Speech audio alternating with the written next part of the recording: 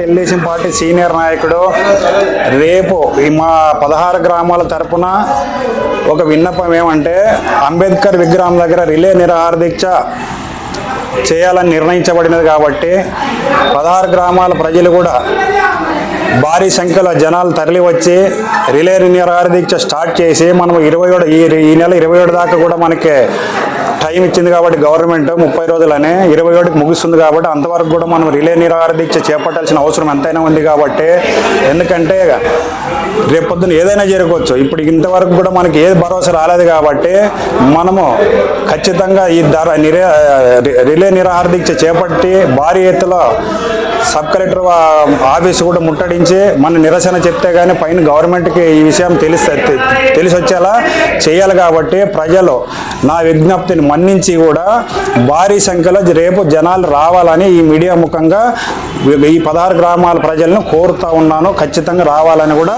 చేతులెత్తి జోడించి చెప్తున్నాను.